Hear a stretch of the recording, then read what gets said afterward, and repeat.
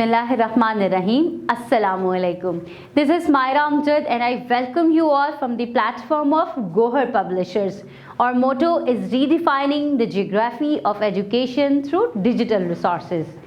Dear students, आपको याद होगा कि हम असेसमेंट कर रहे थे गोहर साइंस क्लास 5 के चैप्टर 1 की असेसमेंट और आज हम उस असेसमेंट को कंटिन्यू करेंगे। अब देखते हैं शॉर्ट क्वेश्चन को। Listen to the questions and answer. On what basis animals are classified into two main groups? तो आपको याद है ना कि हमने पढ़ा था, हमने एनिमल्स को कितने ग्रुप्स में डिवाइड किया था? 2 ग्रुप्स में, वर्टिब्रेट्स और इनवर्टिब्रेट्स में। और क्या रीजन थी इसकी? बैकबोन, कि जिस एनिमल के पास बैकबोन थी उसे हमने वर्टिब्रेट कह दिया और जिसके पास नहीं थी उसे हमने इनवर्टिब्रेट कह दिया। तो आप देखते हैं क्वेश्चन नंबर 2 को। Like plants, sponges also do not move from place to place, but sponges are classified as animals. Why do you think so? तो स्टूडेंट्स आपको पता होगा कि sponges do not produce food for themselves. That's why they are classified as animal. क्योंकि उनके पास chlorophyll नहीं होता और वो अपना फूड प्रिपेयर नहीं करते। Question number 3. How conifers and ferns are alike? How are they different? तो हमने अपने नॉन फ्लावरिंग प्लांट्स में पढ़ा था ना कि ferns और conifers दोनों नॉन फ्लावरिंग प्लांट्स हैं। Yes, ferns grow from seed while conifers grow from spores.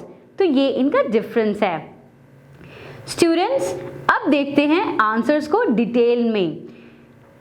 सबसे पहले हमारे पास है define classification, make the key of the classification of animals and plants. Students आपने सबसे पहले बताना है क्लासिफिकेशन क्या होती है। The sorting of living things into different groups is called classification. फिर हमने क्लासिफिकेशन की बतानी है। Living things are divided into 2 groups, animals and plants. On the basis of presence of backbones, animals are divided into 2 main groups, vertebrates and invertebrates. The animals with a backbone are called as vertebrates. Vertebrates live in many different places. They live on land and in water. Now, scientists further classify vertebrates into different groups: fish, amphibian, reptile, birds and mammals. इसी तरह से आपने invertebrates के बारे में लिखना है कि invertebrates are without the backbone. There are many kinds of invertebrates, sponges, worms, insects, snails, starfish. और इसी तरह से साइंटिस्ट ने इनको क्लासिफाई किया है। फर्दर देखेंगे प्लांट्स की क्लासिफिकेशन को। प्लांट्स को भी क्लासिफाई किया गया है 2 मेन ग्रुप्स में, flowering and non flowering plants. अब चलते हैं नेक्स्ट क्वेश्चन की तरफ। Compare mammals and reptiles. क्या फर्क है मैमल्स और रेप्टाइल्स में? All the mammals have hair और fur on their body, you know that. लेकिन रेप्टाइल्स की बॉडी पे स्केल्स होते हैं. Most mammals do not lay egg. Female mammals give birth to their babies. They feed their babies on milk. जबकि reptiles they lay egg on land. इसी तरह से human, cats, elephant, cows, kangaroos, bats, whales, dolphins they are all mammals. जबकि lizard, turtles, crocodiles, snakes और all the reptiles. तो students अब देखते हैं अपने next question को। How are monocot plants different from dicot plant? तो आप जानते हैं कि monocot का मतलब with single. तो आप जानते हैं monocot का मतलब with 1 cotyledon in the seed, जैसे कि corn में होता है. जबकि dicotyledon is 2 cotyledons in the seed, as in the bean seed. मोनोकोटिलीडन के पास लॉन्ग एंड नैरो लीफ होते हैं, जबकि डाइकॉट्स के पास ब्रॉड लीव्स होते हैं. मोनोकॉट्स की फ्लावर पेटल्स 3s में होती हैं, यानी कि 3, 6 और 9 में होती हैं, जबकि डाइकॉट की फ्लावर पेटल्स 4 और 5 में होती हैं, यानी कि 4, 8, 12 या 5, 10 और 15. एग्जाम्पल्स भी आपको याद हैं। Grass, corn, sugar cane, rice, palm, wheat, bamboo, ये सब मोनोकॉट्स हैं, जबकि rose, apple, mango, bean, pears ये सब आपके पास डाइकॉट्स में आते हैं। अब देखते हैं क्वेश्चन नंबर 4.